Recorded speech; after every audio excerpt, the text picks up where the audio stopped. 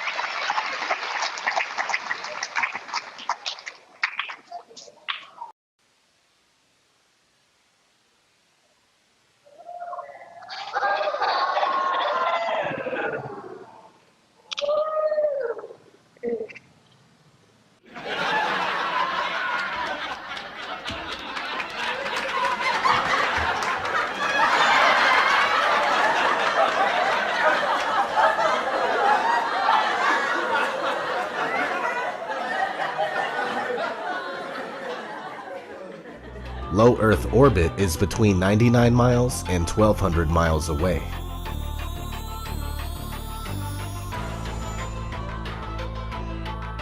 The moon is claimed to be 238,000 miles away. That's a big difference.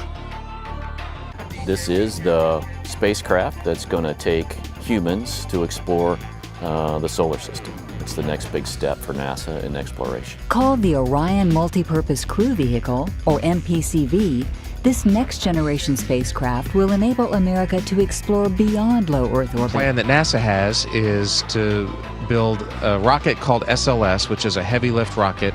It's something that is much bigger than what we have today, and it will be able to launch the Orion capsule with humans on board, as well as landers or other components to destinations beyond Earth orbit. Right now, we only can fly in Earth orbit. That's the farthest that we can go. Right now, we only can fly in Earth orbit. That's the farthest that we can go. And this new system that we're building is going to allow us to go beyond and hopefully take humans into the solar system to explore. So the moon, Mars, asteroids, there's a lot of destinations that we could go to, and we're building these building block components in order to allow us to do that eventually. The moon, Mars, the moon. Kinds of technologies that we're testing out on space station are definitely helping us with our goals of going beyond low Earth orbit. A set of crewed flights will test and prove the systems required for exploration beyond low Earth orbit.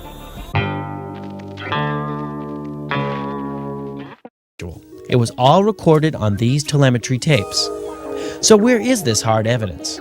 I haven't seen anything that indicates the telemetry data is even in existence, and as I said, even if we had it, we don't have the machines to play it back.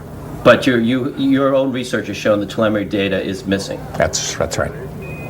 Could this be true? Mankind's first interplanetary exploration and the original science data is missing? 11, this is Houston, radio check, over. If it's anywhere, it should be here at NASA's Goddard Space Center in Maryland, home to the National Space Science Data Archives. This film you're making now, what is it? This is a film trying to prove that Apollo 11 happened. Does it have a name? I mean, do you have a name for it yet, or I'm calling it Did We Go? Did we go? Okay. Doesn't have it either. The Smithsonian doesn't have it. Johnson doesn't have it. Right. We've been unable to track it down. I mean, we don't know where this telemetry data ended up, and we don't know what path it may have taken. So, unfortunately, I'm afraid I can't really give you much of a clue as to where this data ended up and whether it still exists or not.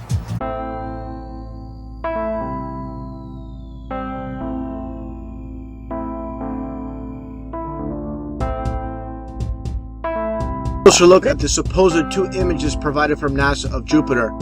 Here's the problem again, 2016, 2014. What's the difference here?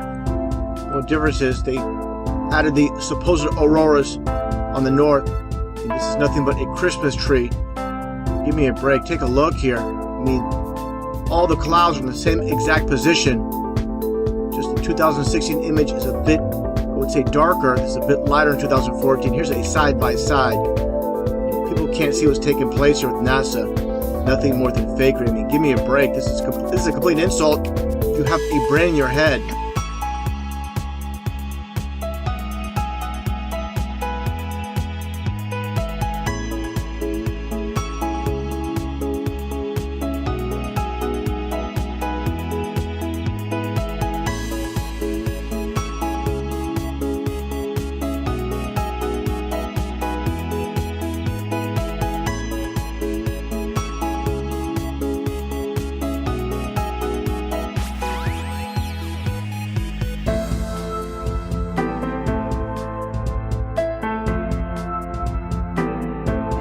So I keep digging a little bit deeper, and I finally get underneath this cloud cover here, and a few images pop up. And I say, oh, images, what are they? Well, this is what you got, which I'm sure that looks familiar to you, right? Looks just like the pictures they give us of Mars. So I'm just kind of creeping around here and definitely noticing the same kind of undulation changes and same kind of rock, same kind of dirt. The only thing that's missing is that nice little red tint that they pay somebody $150,000 a year to put on there, right? Whose orange Hummer is this? Okay, that looks like a NASA symbol. Well, let's dig a little further because I can't really see anything on here other than it certainly looks like a NASA symbol. And I can't read that. Tried. Cameras set up, tents, ATVs, food. They've been there a while. It's not a one-day trip. Got their antennas set up out in the middle of nowhere in Greenland. Another ATV, a leveler equipment. So I'll keep kind of going through here and see if it. What the?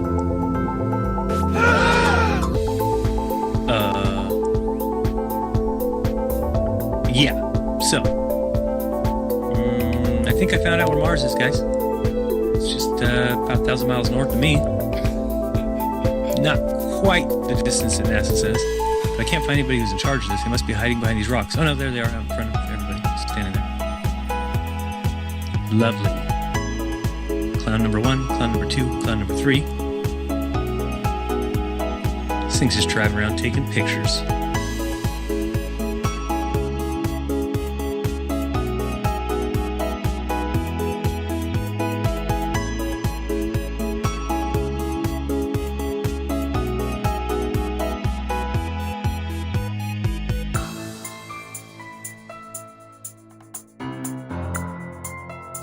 Simmons' job is... It's primarily taking data and making pictures out of it. That's what this is, a composite of data sets from several different instruments translated into a picture.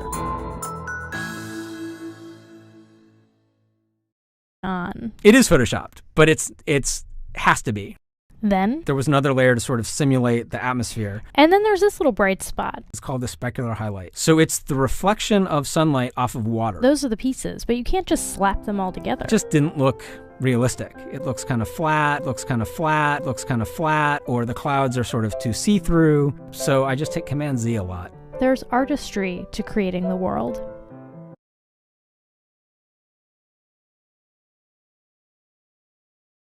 English in reading too much, but I've since grown out of that and I enjoy reading now.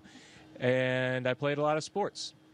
And all of that happened in a little town called York, Maine, across the United States from where we're talking to you right now. Across the United States from where we're talking to you right now. Across the United States from where we're talking to you right now.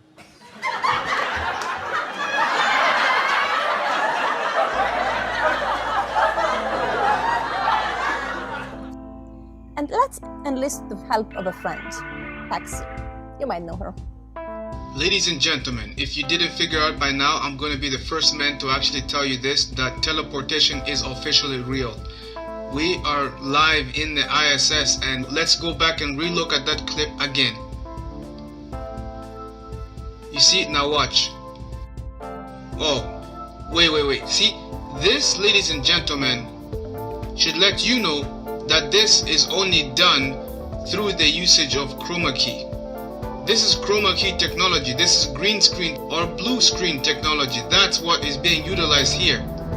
This is simply virtual reality that is actually being fed to you, and you're taking this virtual reality, making it the reality.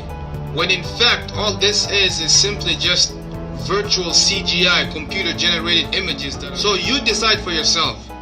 If we have the technology to build the space station and have people go and live in the space station for months and months at a time, and they are there constantly reporting back to Earth the things that they are finding there, then the question is, why go through all this trouble as far as faking the space station itself?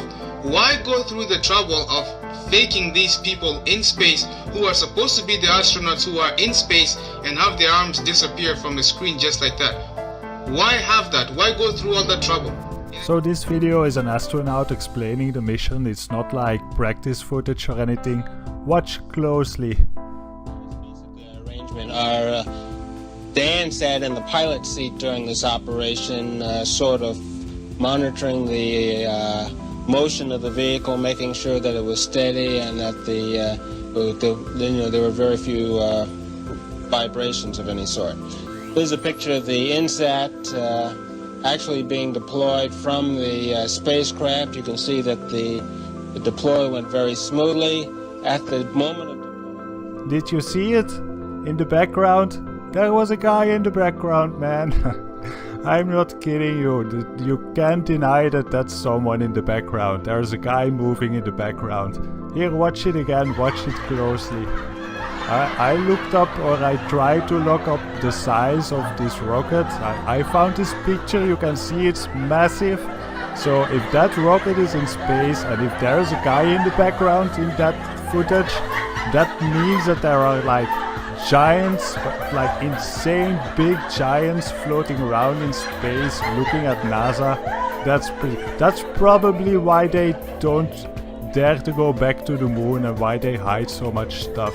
Space is full of giants. An explosion. Velocity 2,900 feet per second, altitude 9 nautical miles, downrange distance 7 nautical miles.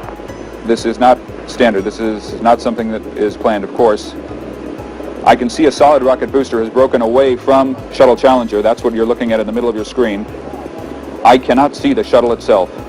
In 1986, the Shuttle Challenger exploded about 74 seconds after takeoff, killing all 7 astronauts inside. Or did it?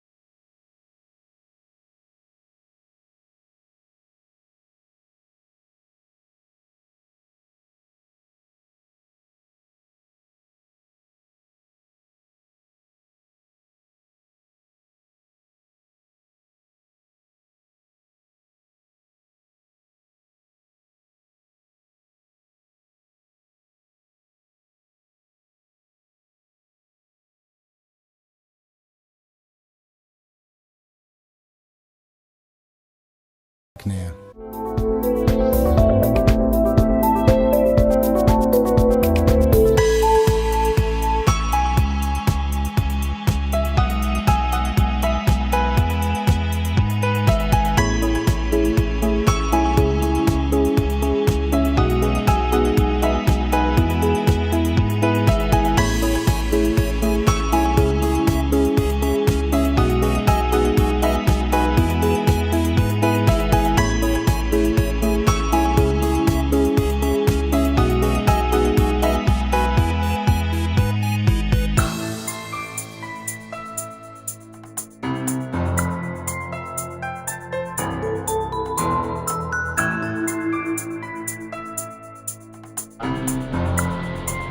Dragging a little bit, but I don't want to fire the gun.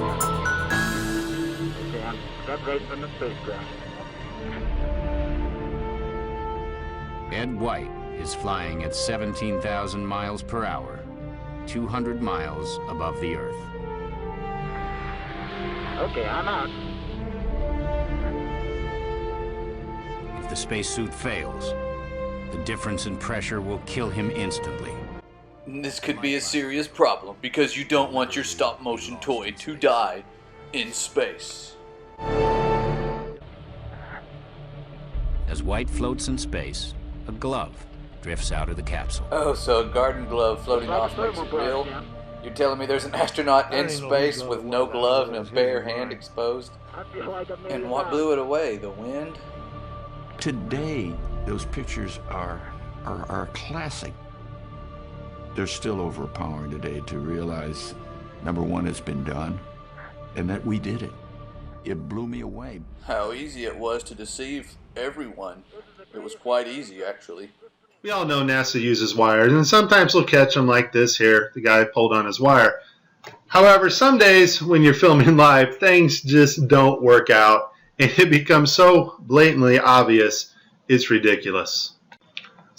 So, in this clip, they're talking, live feed, and we have a astronaut go by us in the background, obviously trying to give it a more realistic, spacey, station busy effect. The only problem is the camera that was supposed to mask this harness out, or the video feed, is not working. And so we see the guy come flying along in a harness on his wires.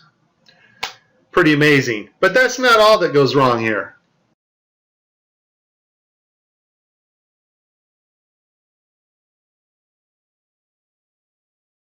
Channel in 3D space. It's virtual reality. They're wearing augmented contact lenses so that they can interact with these 3D objects. Now, in this scene, the guy on the left in the green shirt, he thinks he sees an object in 3D space that's being broadcast to him. So he grabs it and he puts it off to the side. He's looking straight ahead because he's looking at an object rotating in front of him, but the video channel is down that is supposed to show the viewers what we're supposed to see, and so we don't actually get to see the object that he is seeing. And I would just sum this up as a very terrible, bad, horrible day for NASA doing live feeds. As much fun as this was, there is a time coming when you and I will not be able to tell the difference.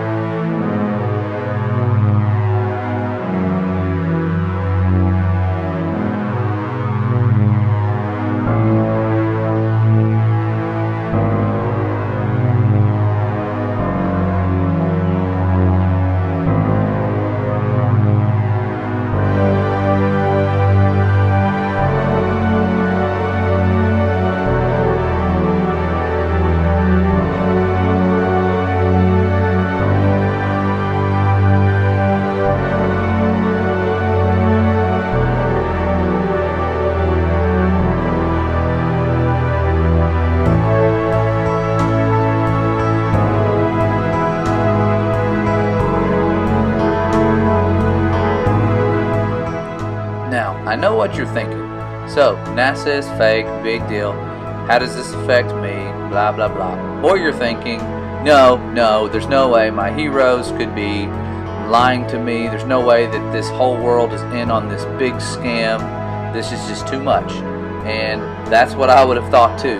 But here is what they are hiding and why NASA formed in the first place. Pay attention. Admiral Byrd, you've been to both the North Pole and the South Pole. Is there any unexplored land left on this Earth that might appeal to adventurous young Americans? Yes, there is. And not up around the North Pole, because it's getting crowded up there now, because they find out it's really usable, not only to live in, but militarily. But strangely enough, there's left in the world today an area as big as the United States that's never been seen by a human being. And that's beyond the pole on the other side of the South Pole from Middle America.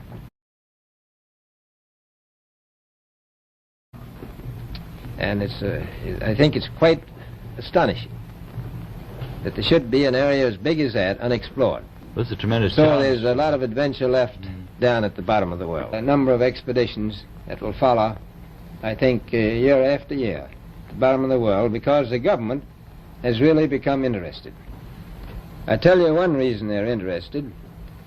It's by far the most valuable, important place left in the world for science. That's why the scientific groups all over the nation are really interested.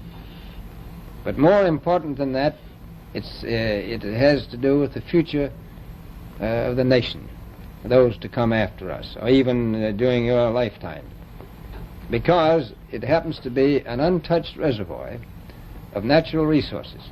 You know, as the world shrinks with an ever-increasing acceleration, far-flung places, once useless, like we thought the North Pole was, and no man's land, become very useful. The bottom of the world will be important, not only to us, but to our allies. And it's the most peaceful place in the world. Well, I'm sure that won't last very long. What are the natural resources there? Well, we've found enough of coal within 180 miles of the South Pole in a great ridge of mountains. It's not covered with snow, enough to supply the whole world for quite a while. Well, that's the coal. Now, there's evidence of many other minerals. We are pretty sure there's oil. Now, that coal shows the bottom of the world. Now, by far the coldest spot in the world. Where that coal is gets 100 below zero in the winter. Well, it was once tropical. So we think there's oil there, and there's evidence, probably uranium there. is it any secret, is there uranium there? That would be the only thing that would be practical to actually go after, I suppose. Everything else would be economically unfeasible, wouldn't it? Well, as we recklessly expend our resources, the time will come when we'll have to go after that stuff down there. Well, Admiral Byrd, are private expeditions a thing of the past? Is expedition and exploration, making expedition and exploration now purely a government function because of the tremendous cost and organization? No, I don't think so. I think down south it may be more or less a thing of the past, but not other expeditions that go. There's a lot of them go north now. The North Pole is the center of an ocean 10,000 feet deep. The South Pole, the center of a plateau 10,000 feet high.